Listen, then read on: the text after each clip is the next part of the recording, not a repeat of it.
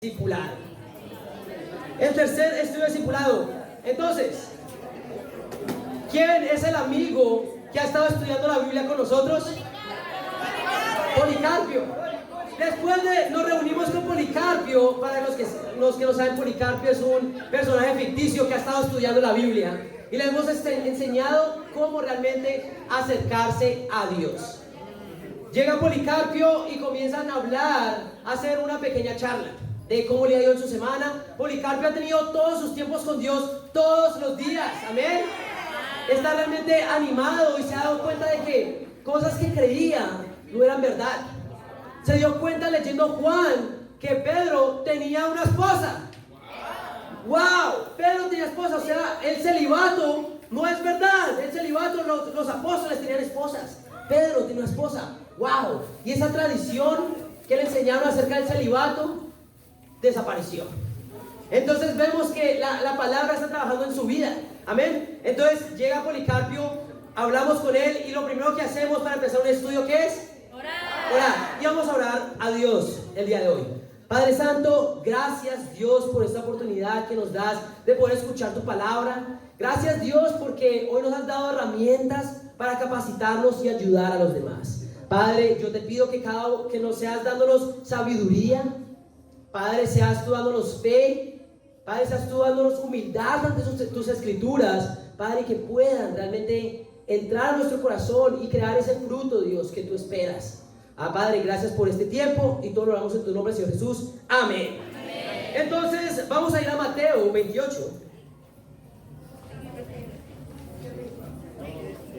Mateo 28, 18 al 20. Y tú le puedes decir a la persona que está estudiando, en este caso Policarpio, vamos a leer las últimas palabras de Jesús. En Mateo 28, 18 al 20 dice: Jesús se acercó entonces a ellos y les dijo: se me ha dado toda autoridad en el cielo y en la tierra, por tanto vayan y hagan discípulos de todas las naciones, bautizándolos en el nombre del Padre y del Hijo y del Espíritu Santo, enseñándoles a obedecer todo lo que les he mandado a ustedes, y les aseguro que estaré con ustedes siempre hasta el fin del mundo. Policarpio, estas son las últimas palabras de Jesús. ¿Y qué tan importantes son las últimas palabras cuando una persona tiene la oportunidad de decir sus últimas palabras? Muy importantes, ¿verdad? Estas eran las últimas palabras de Jesús, porque todo lo que había hecho lo trajo a este momento. Ahora tú puedes ver, Policarpio, ¿qué quería Jesús? Que todos fueran discípulos. Jesús quería que todos fueran discípulos. Y tú le puedes preguntar, Policarpio, ahora, discípulo no es una palabra que se use mucho, que es una palabra que se usa para referirse a los creyentes. Pues cristianos es una palabra que se usa mucho. Y le podemos preguntar, ¿cuál es la diferencia entre un cristiano y un discípulo?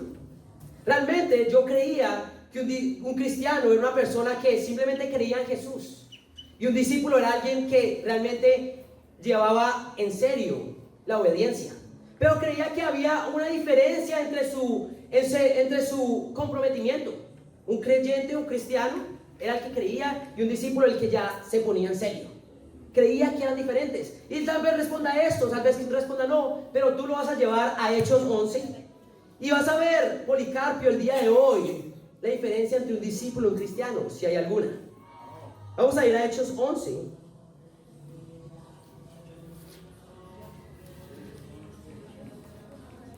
Y tú puedes leer desde el 19 hasta el 26, pero tú le puedes explicar el contexto.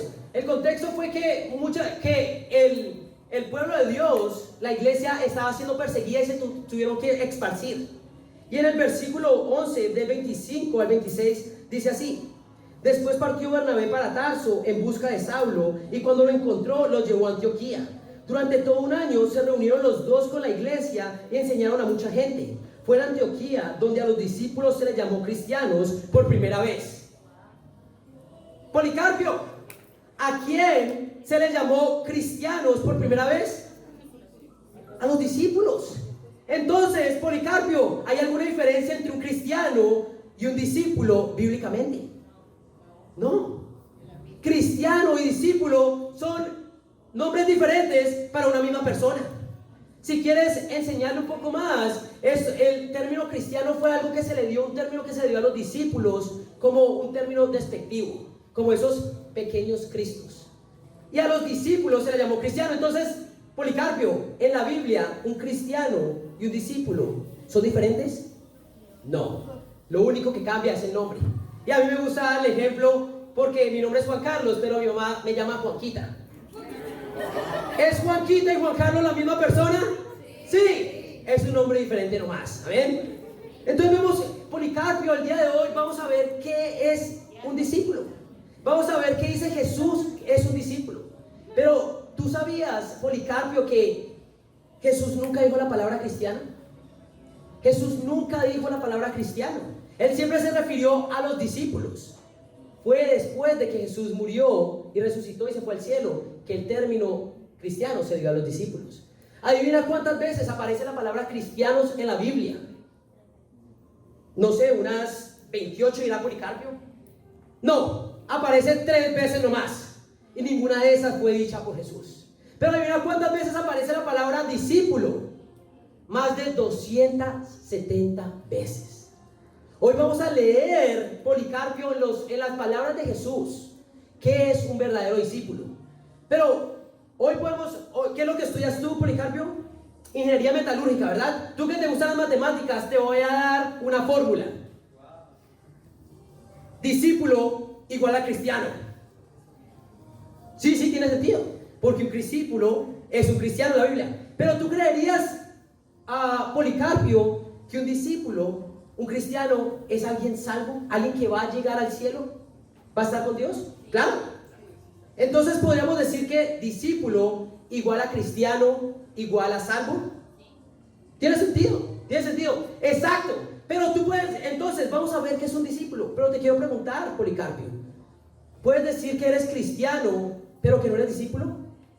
Bueno, eso no tendría mucho sentido. Exacto, porque discípulo y cristiano es lo mismo. ¿Puedes decir, Policarpio, que eres salvo, pero no eres un discípulo?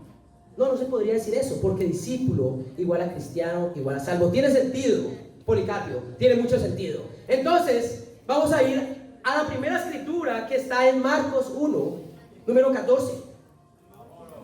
Y vamos a ver cómo Jesús mismo describe a un discípulo. Marcos 1, por favor, recuerda, va anotando la lectura. Y en Marcos 1, 14 al 18 dice así. Marcos 1, 14 al 18 dice así. Después de que encarcelaron a Juan, Jesús se fue a Galilea a anunciar las buenas nuevas de Dios. Se ha cumplido el tiempo, decía. El reino de Dios está cerca. Arrepiéntanse y crean las buenas nuevas. Pasando por la orilla del mar de Galilea, Jesús vio a Simón y a su hermano Andrés, que echaban la red al lago, pues eran pescadores. Vengan, sígame, les dijo Jesús, y los haré pescadores de hombres. Al momento dejaron las redes y los siguieron. Entonces, ¿qué está pasando acá, Policarpio? Acá lo que está pasando es que Jesús comienza a predicar. ¿Y cuál era el mensaje de Jesús? Se ha cumplido el tiempo, el reino de Dios está cerca, arrepiéntanse y crean las buenas nuevas.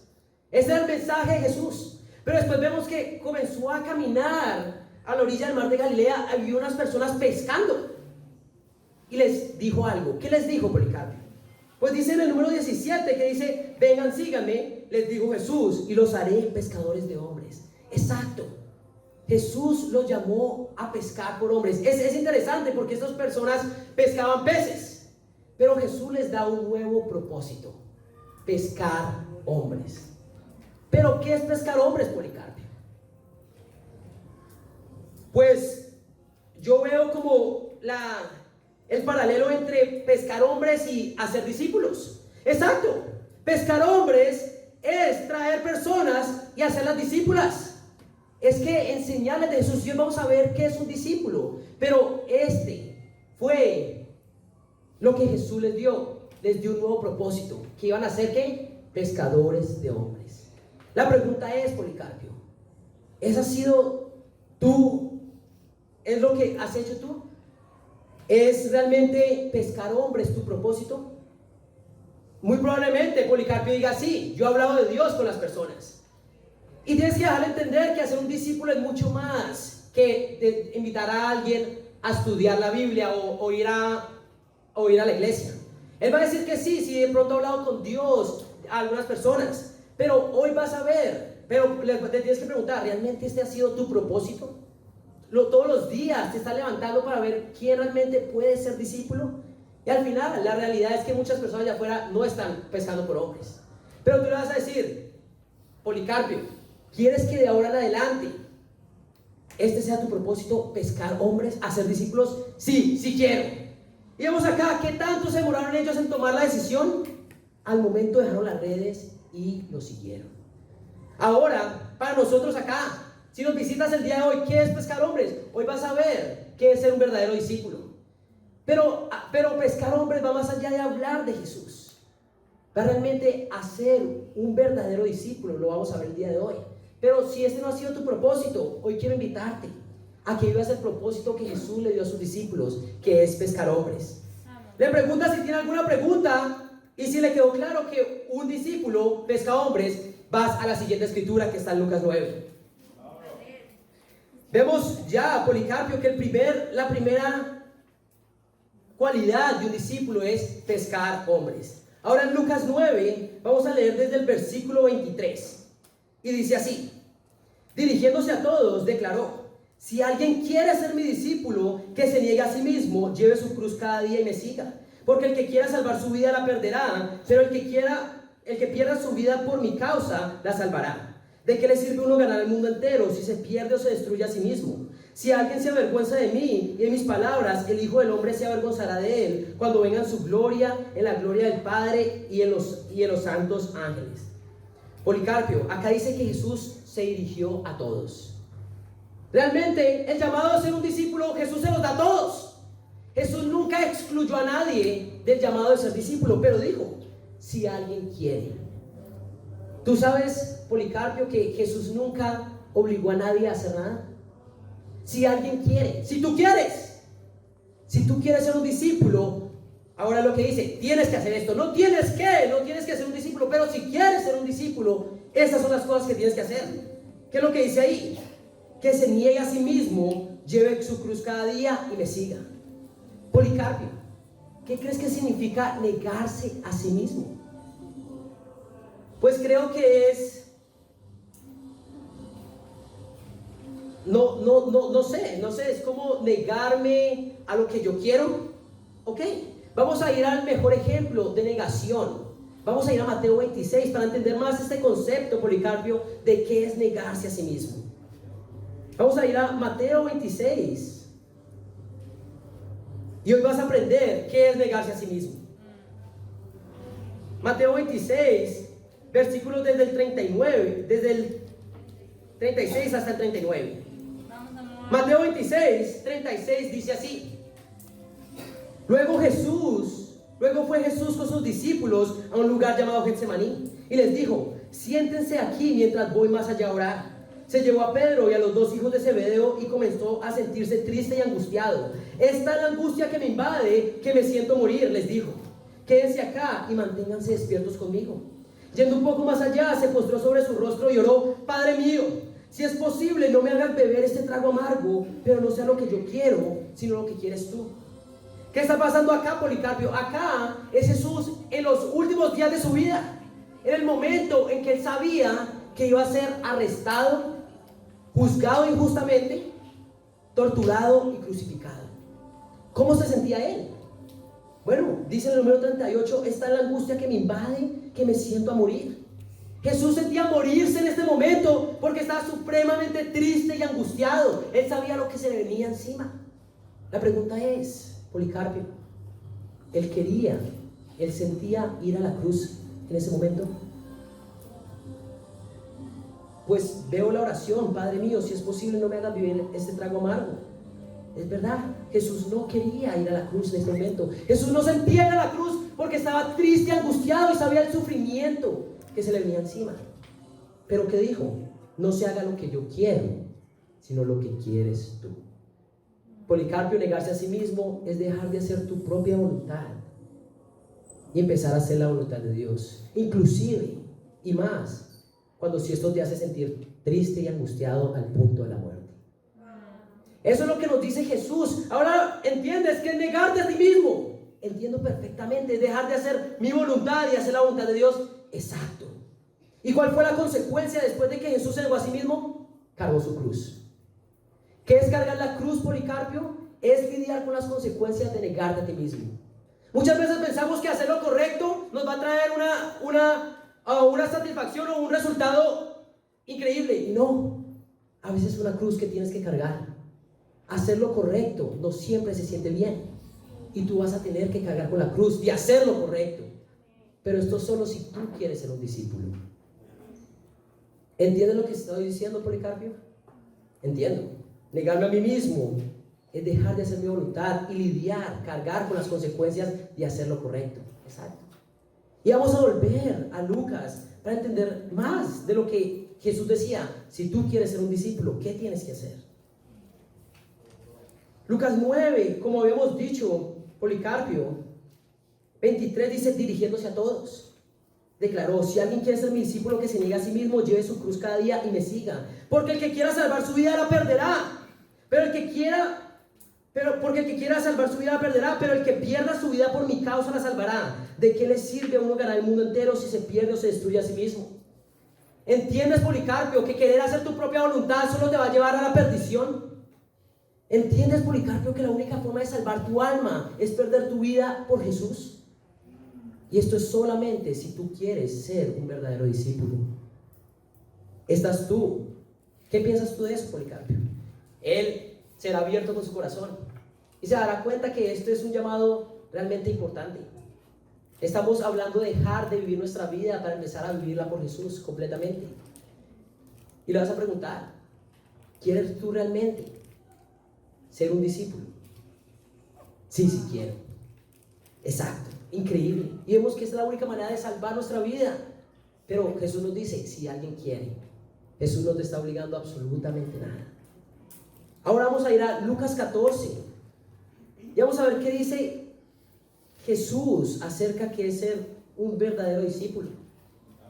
Vamos a ver. En Lucas 14 vamos a leer el versículo 25, dice así: grandes multitudes seguían a Jesús y él se volvió y les dijo: si alguno viene a mí y no sacrifica el amor a su padre y a su madre, a su esposa, a sus hijos, a sus hermanos, a sus hermanas y aún a su propia vida, no puede ser mi discípulo. Y el que no carga su cruz y me sigue, no puede ser mi discípulo. Ok, bueno, la escritura que vamos a leer es del 25 al 33, pero lo que yo recomiendo hacer, solo si lo quieren hacer, es ir por secciones. Esta es la primera sección donde dice que si quieres ser un discípulo, tienes que ¿qué? Sacrificar el amor a tu padre, a tu madre, a tu esposa, a tus hijos, a tus hermanos, hermanas y aún a tu propia vida. ¿Qué significa eso? ¿Qué piensas tú? Yo recuerdo la vez que tuve que leer esa escritura y tuve que leerla 2 veces porque no entendía. ¿Por qué Jesús me va a llamar a sacrificar el amor de las personas que más amo? Exactamente por eso, porque son las personas que más amas. Pero ¿qué crees, Policarpio? ¿Qué significa sacrificar el amor? No sé. Ahora, yo te voy a dar... Ahora, de todas estas cosas, ¿cuáles son las relaciones que más amas tú? Yo amo mucho a mis padres. Y si tus padres te llaman a hacer lo que Dios no quiere que hagas, ¿qué vas a hacer? Probablemente lo que me digan mis padres. Exacto. Si tú quieres ser un verdadero discípulo, tienes que poner a Dios por encima de todos, sin importar la persona que tengas al frente. Yo amo a mis padres, pero yo no hago lo que quiere que mis padres hagan, que yo haga. Yo hago lo que Dios quiere que yo haga. Y ese es el costo de ser un discípulo. ¿Estás consciente de que tus padres no son perfectos? ¿Estás consciente de que tu esposa y tu esposo no son perfectos? ¿Estás consciente de que nadie en tu vida es perfecto excepto Dios? Por eso tienes que sacrificar el amor de estas personas si quieres ser un verdadero discípulo. ¿Entiendes lo que está sucediendo acá? Pero vamos a seguir leyendo en el versículo 26. Supongamos que alguno de ustedes quiere construir una torre. ¿Acaso no se sienta primero a calcular el costo para ver si tiene suficiente dinero para terminarla? Si echa todos los cimientos y no puede terminarla, todos los que lo vean comenzarán a burlarse de él y dirán, este hombre ya no pudo terminar lo que comenzó a construir. Entonces vemos acá a Policarpio que compara el ser un discípulo con construir una torre. ¿Y qué dice que tienes que hacer primero al construir una torre? Calcular el costo. Calcular el costo de lo que me va a costar. Imagínate que tú quieres construir una casa para tu esposa, pero solo simplemente construyes las paredes, las 4 paredes sin techo y sin cuarto. No tiene sentido. Es lo mismo con ser discípulo. Tienes que contar el costo de cuánto te va a costar seguir a Jesús. ¿Estás dispuesto a negarte a ti mismo? ¿Estás dispuesto a sacrificar el amor de las personas que más amas? Porque si no, ¿qué importa que inicies? No vas a terminar. Un verdadero discípulo no toma decisiones emocionales. Yo sé, Policarpio, que tú ahorita me estás diciendo quiero ser un discípulo, pero espérate, ¿estás dispuesto a sacrificar el amor de tus padres? ¿A negarte a ti mismo? ¿A vivir esta vida? No tomes decisiones emocionales, toma decisiones ¿qué? Racionales. Un verdadero discípulo cuenta el costo. Pero vamos a seguir leyendo en el versículo 31. O supongamos que un rey está a punto de ir a la guerra con otro rey. ¿Acaso no se sienta primero a calcular si con 10,000 hombres puede enfrentarse al que viene contra él con 20,000? Si no puede, enviará una delegación mientras el otro está todavía lejos para pedir condiciones de paz. Entonces acá nos dice que hay, en medio de calcular el costo, en medio de ser un discípulo, dice que hay 2 reyes. Adivina quién es uno de esos reyes. Eres tú. Y el otro es Dios. Adivina quién es el que menos tiene. Adivina quién es el más débil. Exacto. No eres tú. Eres tú. Y dice que si tú no eres un discípulo, estás en guerra con Dios. Vas a perder. Te voy a decir algo, Policarpio. Si vas en guerra con Dios, no tienes chance de ganar. Y no ser un discípulo es ir a la guerra contra Dios. No ser un discípulo es ir a la guerra contra Dios y te digo algo, vas a perder. Pero si alguien es inteligente y realmente ama su vida, ¿qué va a hacer? Pedir condiciones de paz. ¿Qué hace el más débil? Pedir condiciones de paz. No quiere morir porque va a morir. Pero adivina quién pone las condiciones de paz. El que va a ganar. Y ese es Dios. ¿Tú sabes cuáles son las condiciones de paz? Puedes leer en el versículo 33. Dice así: de la misma manera, cualquiera de ustedes que no renuncie a todos sus bienes no puede ser mi discípulo. Realmente el costo de ser un discípulo es todo. Es absolutamente todo. Hoy yo quiero preguntarte, ¿hay algo más importante que Dios en tu vida? ¿Tu familia? ¿Tu trabajo? ¿Hay algo más importante? Tienes que ver, estás en guerra con Dios. Y la única forma de ser un verdadero discípulo y salvar tu vida es rindiendo todo. Ahora, Policarpio, ¿qué piensas? Pienso que esto es muy difícil. Estás en lo cierto. Es muy difícil. Pero es solo si quieres ser un discípulo. Ahí es muy importante que le preguntemos a las personas cómo se sienten. Los estamos llamando a cambiar su vida. Los estamos llamando a cambiar su forma de pensar acerca de Dios. Lo estamos cambiando, le estamos llamando ¿a qué? A ser verdaderos discípulos. Pero el costo es todo. No podemos decirle, ok, puedes seguir amando más a tu esposa, más a tus hijos, tu trabajo, que Dios no puedes. Decirles que pueden sería engañarlos. Ahora ustedes, discípulos, ¿cómo está su discipulado? ¿Cómo está su vida de discípulos? Vemos acá que este es el costo de ser un discípulo. Es todo o nada. Vamos a ir. Ahora, la pregunta que yo le haría a Policarpio en este momento es, después de decir cómo se siente, yo le diría esto.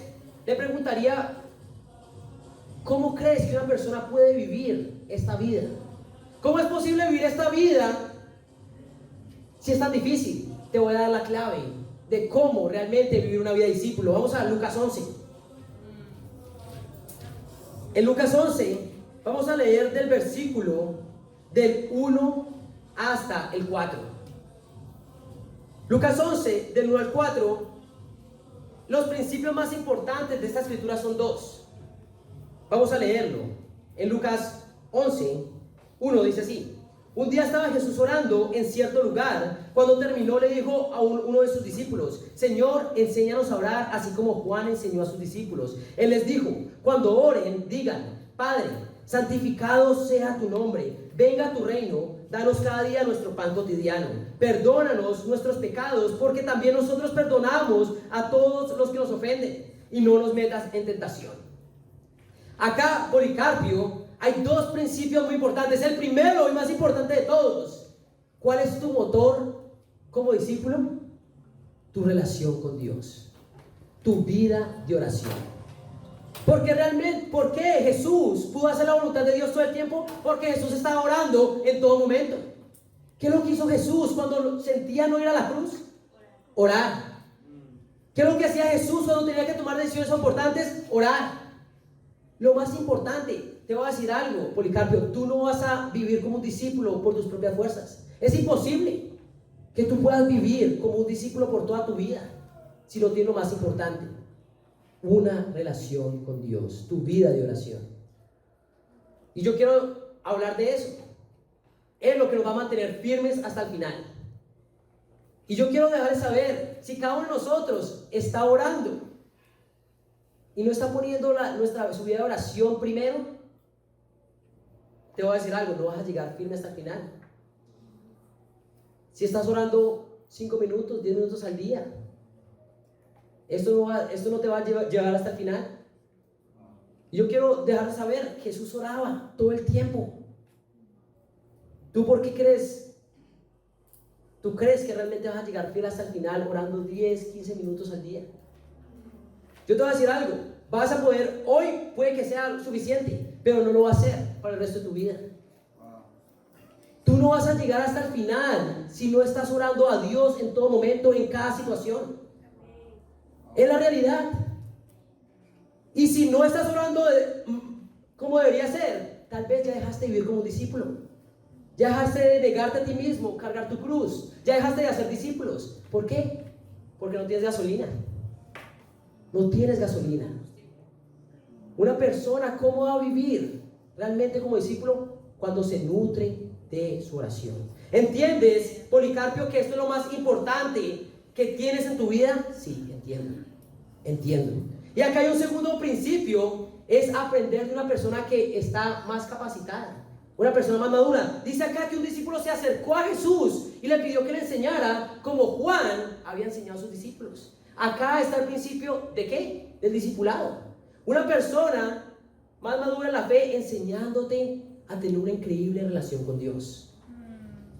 Realmente vas a ver, Policarpio, que van a haber personas que quieren ayudarte a tener una increíble relación con Dios. Pero ¿sabes qué? Tienes que ser humilde. Acá ellos pidieron ayuda. Tienes que pedir ayuda. Si no estás pidiendo ayuda, probablemente no estés creciendo, no estés aprendiendo. Y yo quiero animarte con esto. ¿Qué piensas al respecto? Bueno, lo más importante, chicos, es que cada uno de nosotros tenga la convicción de que lo más importante es nuestra vida de oración, nuestra relación con Dios. No vas a tener convicción al compartir esta escritura si tú no tienes una verdadera relación íntima con Dios. Y lo más importante es eso: que tú mismo tengas una relación con Dios para que puedas enseñarle a la persona a tener una relación con Dios. Hay discípulos que llaman a las personas a esto, pero están orando menos que el mismo estudio. Eso se llama hipocresía. Y yo quiero animarlos a vivir primero lo que enseñan, a vivir primero lo que estamos enseñando. Pero vamos a ir, ya sabemos, lo más importante, Policarpio: tu vida de oración, tu relación con Dios. ¿Quieres invertir todo? ¿Quieres dar todo tu corazón a tu relación con Dios? Claro que sí, estoy dispuesto. Vamos, Policarpio. Vamos a ir ahora a Juan 13 y vamos a ver una última característica de un discípulo en Juan 13. Juan 13, versículos del 33 al 34. Del 34 al 35, lo siento, chicos. Juan 13, del 34 al 35. Dice así: este mandamiento nuevo les doy, que se amen los unos a los otros, así como yo los he amado. También ustedes deben amarse los unos a los otros. 35. De este modo todos sabrán que son mis discípulos, si se aman los unos a los otros. Policarpio, ¿cuál es el nuevo mandamiento que nos da Jesús? Que nos amemos los unos a los otros. Exacto. No sé si recuerdas, Policarpio, pero en el pasado existía un mandamiento que es amar a tu prójimo como a ti mismo. ¿Cuál era el estándar de amor en el Antiguo Testamento? Tú mismo. Pero el problema es que hay personas que se odian a ellas mismas, por lo tanto odian a los demás.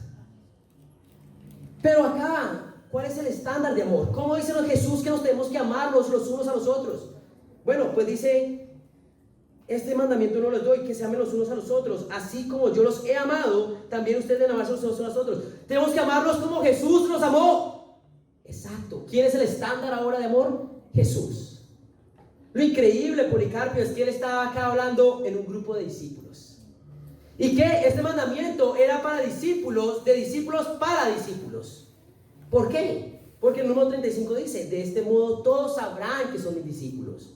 ¿Cómo el mundo va a reconocer que somos discípulos si nos amamos los unos a los otros? Y tú puedes ver, déjame preguntarte, Policarpio, ¿cómo te has sentido? ¿Qué has visto en la vida de las personas cuando vas a la iglesia? Wow, realmente puedo notar el amor que hay entre ustedes. Exacto, porque por el amor nos reconocerán. Pero en este momento yo les doy un reto. ¿Qué es amar como Jesús? Estar presente en la vida de los demás. Amar como Jesús es estar presente en la vida de los demás. No es simplemente verlos los domingos. No, es todos los días. Y lo llamo ¿a qué? A venir a todas las reuniones. ¿Por qué? Para que empiece a amar como Jesús.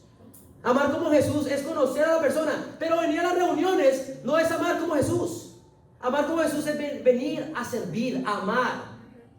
Muchos de nosotros creemos que cumplimos este mandamiento porque estamos acá en la iglesia, pero si no estás dando a tus hermanos, no estás amando como Jesús.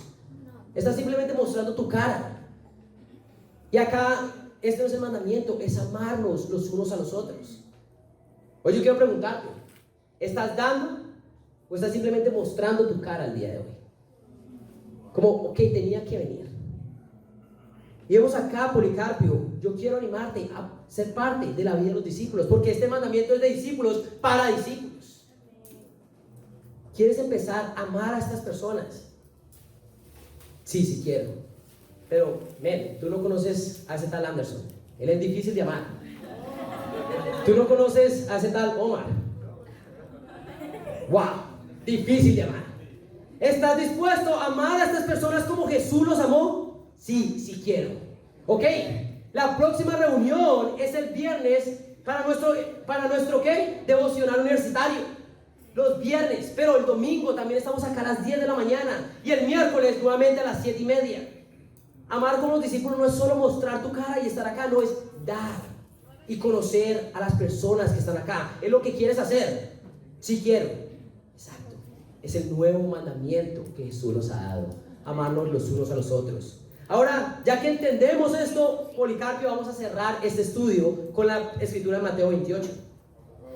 Vamos a mover. Mateo 28, versículo del 18 al 20. Dice así: Jesús se acercó entonces a ellos y les dijo: se me ha dado toda autoridad en el cielo y en la tierra. Por tanto, vayan y hagan discípulos de todas las naciones, bautizándolos en el nombre del Padre, y del Hijo, y del Espíritu Santo, enseñándoles a obedecer todo lo que les he mandado a ustedes, y les aseguro que estaré con ustedes siempre, hasta el fin del mundo. Entonces, Policarpio, ¿reconoces esta escritura? Claro que sí, la leímos al principio. Exacto.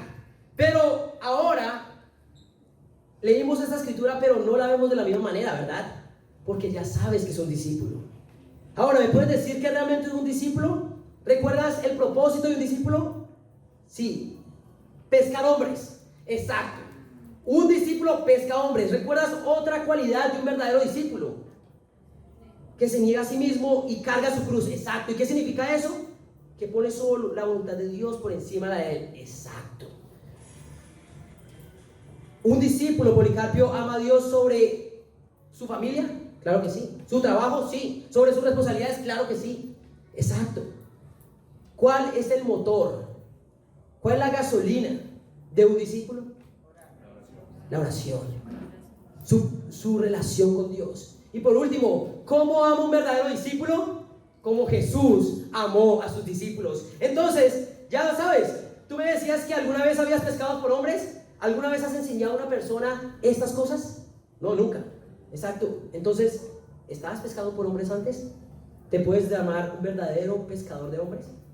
Y no te sientas mal. Llamar a las personas y hablar de Dios es bueno, pero hacer discípulos es enseñarles estas cosas y llamarlos a la obediencia. ¿Quieres hacer realmente esto? Pero primero que todo, ¿quieres realmente vivir esto? Si quiero. Y dice acá la escritura, ¿qué pasa cuando una persona es hecha un discípulo? Dice, se me ha dado toda autoridad en el cielo y en la tierra, por tanto vayan y hagan discípulos de todas las naciones, bautizándolos en el nombre del Padre, y el Hijo y el Espíritu Santo. Pero espera, yo ya me bauticé. Ok, eso lo hablaremos después. Pero ¿quién se bautiza según la escritura? A un discípulo. Ok, ¿tú has sido alguna vez un discípulo? No. Ok, vamos a hablar de eso. Pero tienes que ver realmente que un discípulo es al que se bautiza. ¿Entiendes eso? Exacto. Un discípulo es quien se bautiza. Ahora yo quiero animarte con esto. ¿Tú has vivido como un verdadero discípulo, Policarpo? No, pensé que yendo a la iglesia, orando antes de comer, antes de ir a dormir, era suficiente. Pero eso es lo que dice Jesús, que es un discípulo. No. Ahora, ¿quieres vivir de esa manera? Sí. Increíble. Y ahí tenemos que animarlo. Esto puede ser o las mejores noticias o las peores noticias para las personas. Dependiendo cómo lo tomen ellas, pueden ser las mejores o peores noticias.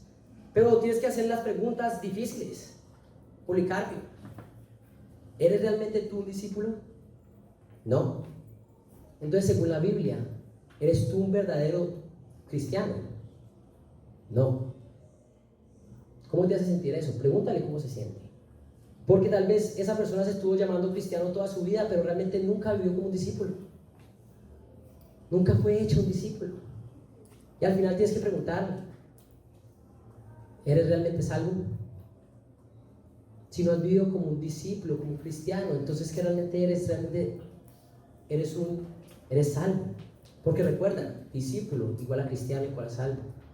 Y él se da cuenta que no. Responder esa última pregunta personalmente para mí fue muy difícil. Pero me tuve que dar cuenta que no estaba viviendo la vida del discípulo. Mi corazón no era un discípulo. Y ahí cuando le tienes que decir, yo quiero animarte. Esas pueden ser las mejores noticias del mundo o las peores. Si te vas a poner triste y decir, wow, no soy salvo, ¿y qué he hecho? Y comienzas a cuestionarte todo lo que has aprendido y te sientes ansioso, son las peores noticias. Pero si simplemente te das cuenta que hoy Dios te ha llamado a ser un discípulo, hoy puedes tomar una decisión de empezar a hacerlo. Entonces después de eso, lo llamas a vivir como un discípulo. Sácalo y dice, ok, ¿cuándo podemos orar juntos? ¿Cuándo podemos salir a compartir nuestra fe? Vamos a vernos el viernes en el devocional. Inspíralo a empezar a vivir como un discípulo. Y después le muestran la tabla de, ¿qué es un discípulo? Y la tabla no la voy a explicar el día de hoy, pero básicamente es cuando un discípulo hace un discípulo, cada año se multiplica. Pero las iglesias de ahorita simplemente están trayendo gente, ¿a qué? A una iglesia. Pero no son discípulos, son simplemente oyentes de la palabra, no hacedores. Eso es lo que quiere Dios. Y llenan iglesias con 300, 500, pero ninguno es un discípulo. Pero un discípulo hace un discípulo, que hace un discípulo, y al final es la única manera de salvar el mundo. Porque ser un discípulo es la única manera que realmente todo el mundo vamos a llegar a todas las naciones. Entonces, familia, ese ha sido el estudio de discipulado, y que para Dios sea la gloria. Amén.